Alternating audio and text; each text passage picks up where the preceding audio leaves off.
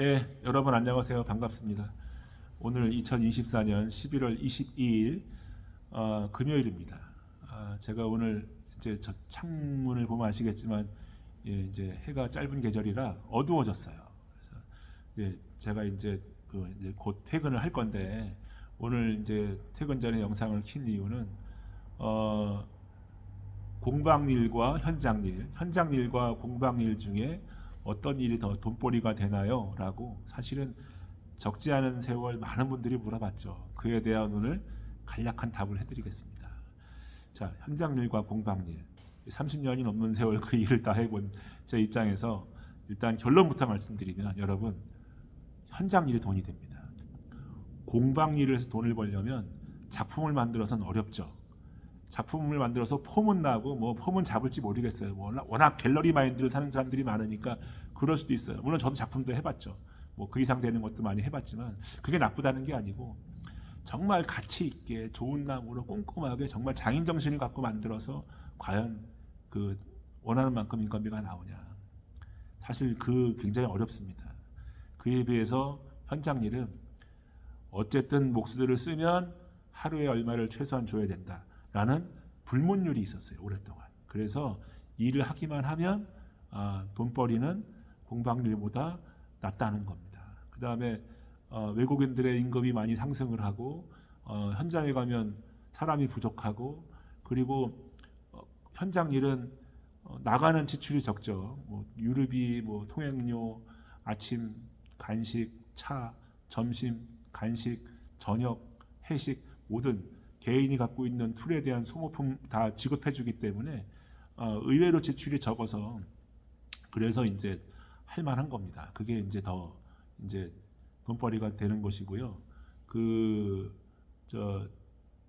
현장 공방일은 지출이 많죠. 그리고 현장보다 공방에 있는 시스템이 훨씬 더 양질의 편안하고 마감 깨끗하고 더 빨리 할 수 있는 장비가 많음에도 불구하고 만드는 방식 자체, 그 업종이 갖고 있는 특이성 때문에 사실은 공방에 현장에 일하는 사람만큼의 임금을 벌기가 어려운 거예요. 저는 현장에서 일을 해도 시간당 하루 이렇게 해서 그 현장에 일하는 걸 기준으로 해서 제 나름의 기준을 가지고 있는 임금을 청구해서 받는 편인데 사실 공방하는 분들 그렇지 못하죠.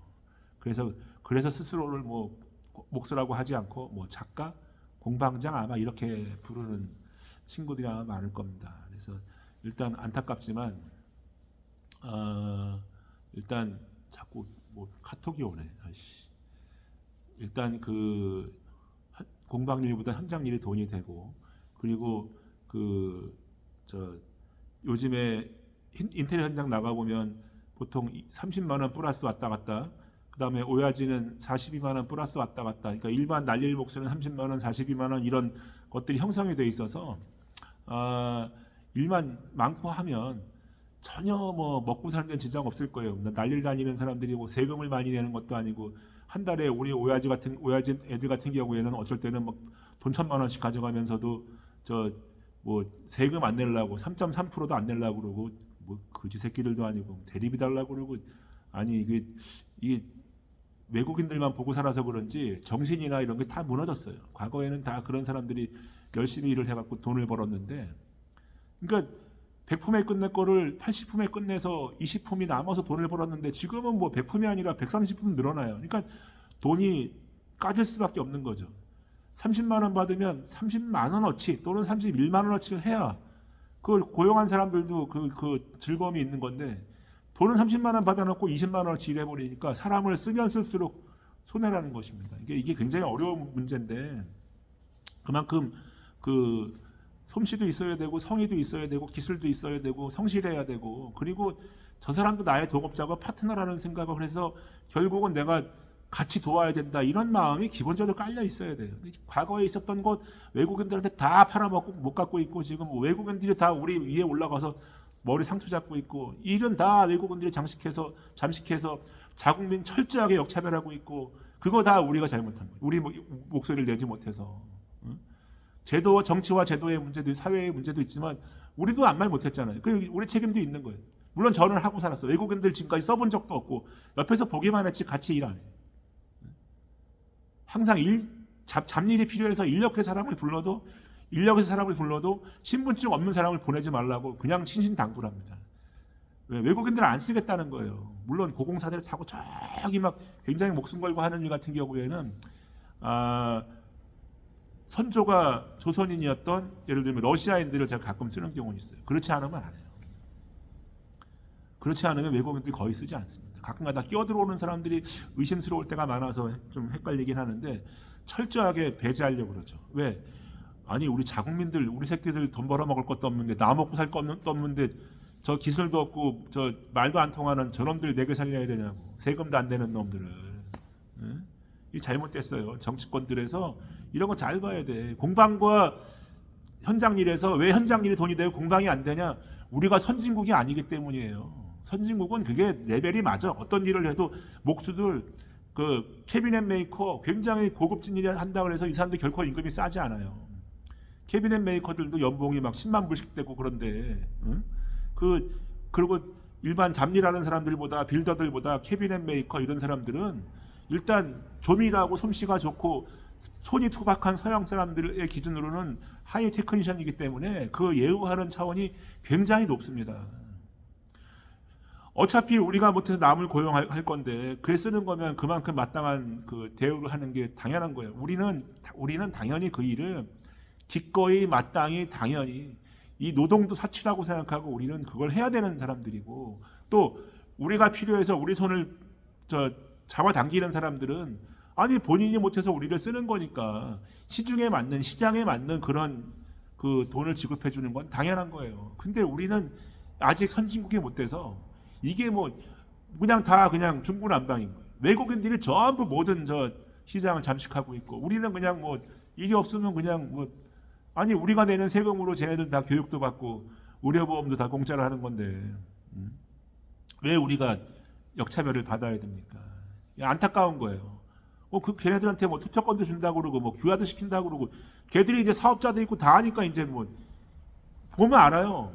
귀화한 애들, 사업자 있는 애들, 걔네들이 아무리 머리 염색하고 우리처럼 옷 입고 다녀도 옛날에는 겉모습만 봐도 표가 났지만 요즘은 표 별로 안 나죠. 왜냐하면 외모를 다 똑같이 하니까 이제 문화적으로 언어적으로 다 따라왔잖아요.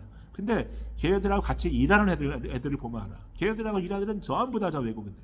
한족, 조선족, 방글라, 파키스탄, 베트남, 몽골 전부 다 이런 애들이. 세금도 안 내는 애들이 그냥 일당은 우리보다 많이 받아.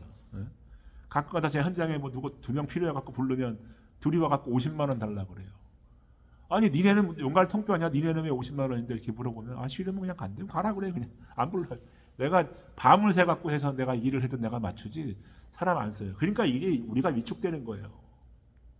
외국인들은 막 몇십 명씩 데리고 일하는데 우리도 옛날에 그랬는데 지금은 그럴 기회가 없는 거죠. 왜? 데리고 일하면 일할수록 손해 보니까. 그러니까 제 얘기를 지금 제가 요약 따로 안 해드릴게요. 현장 일과 공방 일 중에 현장 일이 돈이 되는 이유. 왜 공방이 뒤처져 있는지.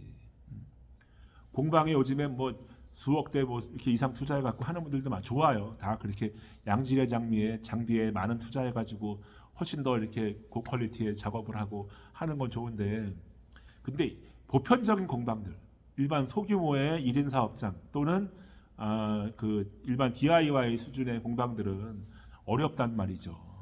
DIY 공방에서 현장에서 일하는 것처럼 돈 1,000만 원씩 집에 생활비 갖다 주는 사람들 공방 개체 뭐 한 5% 됩니까? 안 될 거라고 제가 장담합니다. 아마 200~300도 갖다 주기 어려운 또는 부인이 일해서 같이 뭐 먹고 살거나 뭐 투잡을 하거나 이런 데도 허다할 거예요. 여러분 일단 추위가 좀 늦게 와서 아직 다 본격적인 추위 시작되지 않았는데 모든 인생 총량제 아마 추위 늦게 온 만큼 겨울에 좀 추울 수도 있어요. 그러니까 이 체온 보호 잘 하시고 혹시라도 몸 축나지 않게 그 신체 보양 잘 하시고 몸도 적당히 움직여서 춥지 않게 겨울철 잘 나시고 저는 다음 영상으로 또 여러분 찾아뵙겠습니다. 자, 즐거운 하루 보내십시오. 감사합니다.